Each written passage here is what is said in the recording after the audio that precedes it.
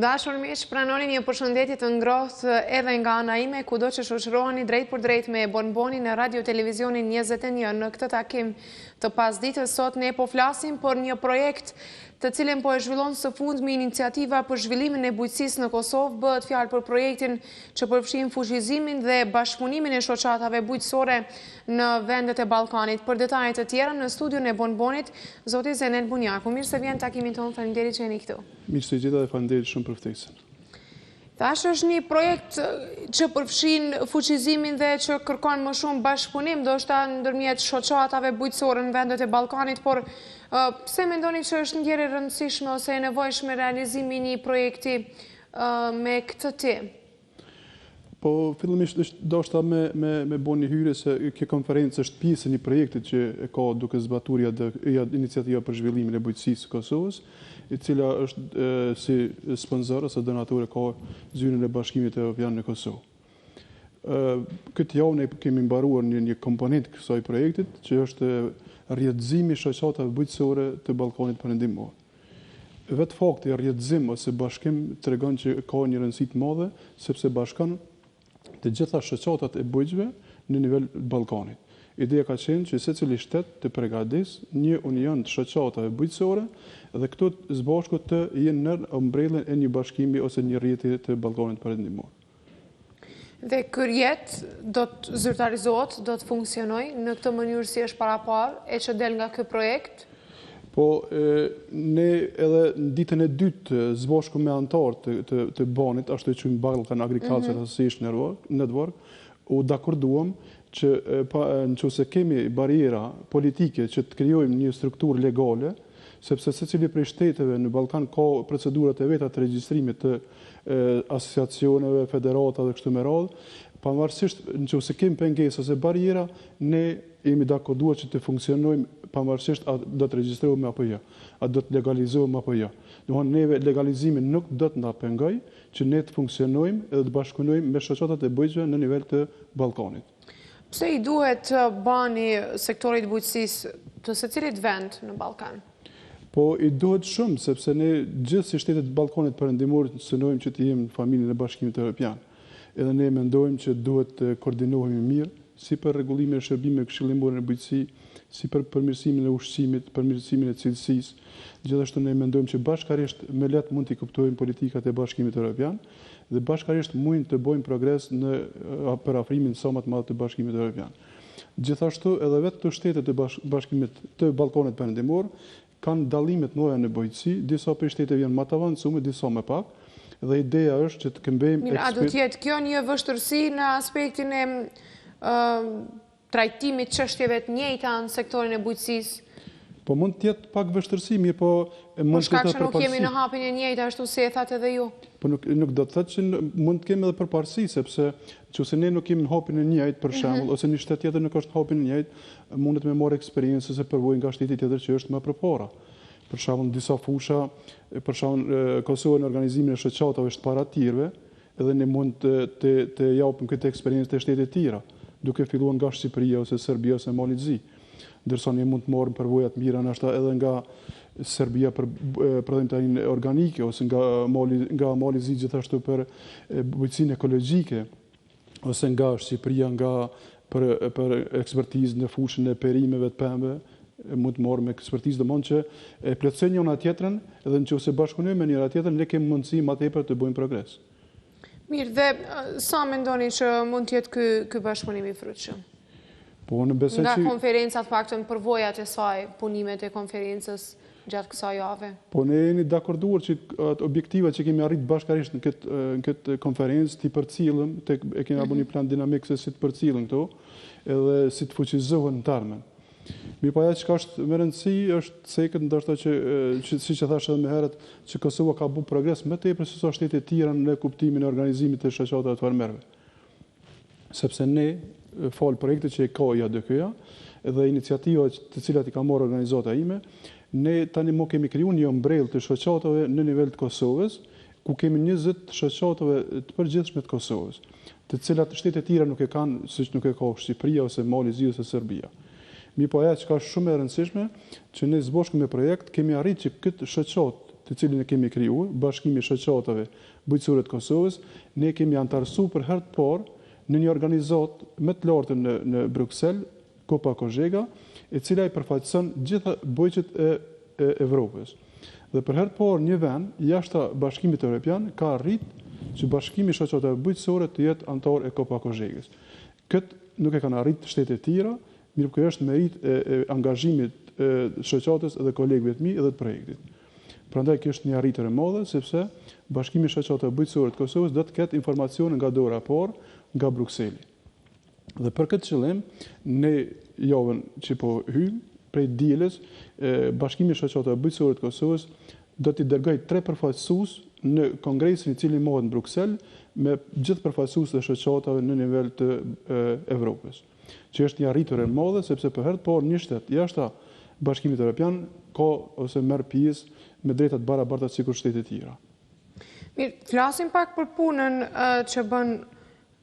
që bën ju në dakordim apo bashkëpunim me shoqatat e tjera bujqësore të Kosovës. E thatë që keni kriju një lloj rjeti bashkim të këtyre shoqatave. Cili është bashkëpunimi që keni? Po ne kemi bashkëpunim të mirë sepse në një farë forme ata i kemi edhe klientë tonë, sepse ne punojmë për bujqet të cilët janë antarë shoqatave. E duke punuar me Bashkimin e Shoqatave, ne punojmë edhe me bujqet. Sa më tepër ne të bashkojmë bujqet në shoqata, ne edhe na rritet puna dhe kemi antarësi më tepër edhe kemi klientelë më shumë, edhe më shumë vim deri te informata, më shpejt e shpërndajmë informatën. Kështu që në fal organizatës tonë ne kemi arritur që të themelojmë 15 shoqata të fermerëve në nivel të Kosovës, 2 unione të shoqatave dhe umbrellën e shoqatave bujqësore në nivel të Kosovës, e cila përfaqësohet prej 71 shoqatave dhe 3400 antarëve të shoqatave. Këtë union tash e përbojnë 11 unione, non prej të cilat janë sektoriale, domethënë secili sektori pemëve, perimeve, qumshtit janë antar, edhe 2 regjione, njëra i Pes dhe njëri i Mitrovicës. Mirë, nga cilat vendet të Ballkanit patëm mysafir në konferencën që organizuat? Ne patëm mysafir nga Shqipëria, nga Maqedonia, Mali i Zi dhe Serbia, ndërsa kësaj radhe kanë munguar kolegët tonë nga Bosnia e Hercegovina për shkak të barierave politike, ndoshta që fillimisht Bosnia veç e dini që aplikon viza për qytetarët e Kosovës, prandaj edhe qeveria jonë ka aplikuar të njëjtën kohë viza për ta. Kështu që ata nuk kanë pas mundësi për shkak të aplikimit të vizave, e u desh një kohë e gjatë për aplikim edhe s'kanë pas mundësi me orë. Ndërsa nuk kemi pas problem me shoqata të tjera, si me ato nga Serbia, Mali i Zi, edhe nga Maqedonia. Domthonë këtë shtete të tjera kanë marrë pjesë në përjashtim Bosnjës dhe Hercegovinës. Mirë, një projekt që implementon ju e që po ashtu financohet nga Bashkimi Evropian që flet për fuqizimin e kapacitetit shoqërisë civile për politikë bërje dhe konsultime qeverinë në sektorin e bujqësisë. Çfarë synon ky projekt? Konsideroni që shoqëria civile nuk alarmon mjaftueshëm problemet e sektorit bujqësisë në Kosovë apo cili është synimi i tij? Synimi jon ka qenë që shoqëria civile e bujqësisë, sidomos fermerëve, bëjë dialog sa më shumë që është e mundur me qeverinë, sidomos me Ministrinë e Bujqësisë, sepse ka qenë faza ose momenti kur Ministria e Bujqësisë bashkë me projektin e binjakëzimit ka përgatitur një strategji zhvillimit bujqësor 2014-2020, e ne kemi tentuar që shoqatat e fermerëve, shoqëria civile e bujqësisë të merr pjesë sa më shumë këtë plan. Sepse sa më tepër që të merr pjesë në plan zhvillimit, aq më lehtë ka gjatë zbatimit sepse merr pjesë vetë në atë plan. Gjithashtu shoqatat kanë kontribuar shumë gjatë përgatitjes së ligjeve, të cilat lidhen me shoqatat e bujqësve, sidomos ato në bujqësi, kanë ndihmuar që përgatiten ligje sa më mirë dhe shoqëria civile të jetë sa më shumë e involvuar. Ne gjithashtu kemi kontribuar me shoqatat e fermerëve që të rregullohet dorë me shesht që është duke aplikuar për vitit kalum, për shtatorët vitit kalum, ku një kontribut jashtëzakonisht madh kanë dhënë shoqatat, duke e gjetë si hapësirë ku ka mundësi që kjo normë me shesht të zbritet, sidomos tek prodhimi i qumshtit, pemëve dhe perimeve. Gjithashtu ne kemi kontribuar me këtë projekt që të krijojmë disa rregulla për subvencione dhe grante, sidomos tek komuna e Pezë dhe komuna e Mitrovicës. Cili konsiderohet jetë problemi më i madh sektorin e bujqësisë në Kosovë aktualisht dhe që ngritet ndoshta edhe nga shoqatat e bujqësore në Kosovë dhe që ju mendoni si iniciativë për zhvillimin e bujqësisë në Kosovë që duhet gjetë zgjidhje? Po problemet janë të shumta, ndoshta një prej probleme më të mëdha, sipas mendimit tonë, është okupimi ose zërja tokës bujqësore me shtëpi me objekte ndryshme. Sepse kjo tokë është një aset i gjeneratave të ardhshme, nëse kjo gjenerat bën okupimin e tokës më të lehshme, do të është problem me kthyer në gjendje çfarë është tash. Ky është një prej problemeve më të mëdha. Problem tjetër është zbatimi i ligjeve, të cilat janë përgatitur nga Ministria e Bujqësisë, mirë ka problem në zbatimin e tyre në terren. Si është fjala për ligjin e shërbimeve këshillimore, ligjin e pesticideve, plehrave, ligjet të ndryshme të blegtarisë kështu me radhë. Janë një mori problemesh të cilat e përcjellin sektorin e bujqësisë, ku shoqatat tentojnë që këto probleme i alarmue edhe me gjetë sa më shumë zgjidhje që është e mundur. Por normal që ka dhe probleme tjera, ku fermerët nuk janë shumë të kënaqur, sidomos ka kanë pak kënaqësi të fermerët të cilët refuzohen nga Ministria e Bujqësisë, e të cilët nuk kanë mundësi me marrë grante ose subvencione. Shumë prej tyre janë edhe të pakënaqur, që në disa raste shumë fermerë marrin për herën e dytë ose tretë, e disa të tjerë nuk i jepet rasti. Cili është vazhdimi i këtij projekti? Ky projekt i joni do të përfundon tani në nëntor të këtij viti. Mi po ne besoj që kemi krijuar një qëndrueshmëri, kemi themeluar Bashkimin e Shoqatave Bujqësore të Kosovës, e cila ka një strukturë organizative tani të mirë, i ka zyret e veta, i ka këtë organet të cilat duhet me funksionua. Normal ne që dëshirojmë edhe më tutje që kemi u fuqizue, me pas komunikim sa më shumë me anëtarët e vet, me kriju qëndrueshmëri nëpërmes antarësisë.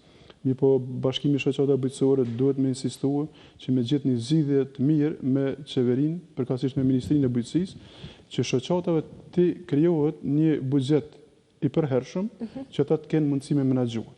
Për shembull, ka mundësi që ndoshta gjatë blerjes së inputeve bujqësore, si plehra, pesticide, naftë ose diçka tjetër, të delegohet ose të kalohet prej 0.5 ose 1% të kalohet në buxhetin e shoqatave bujqësore.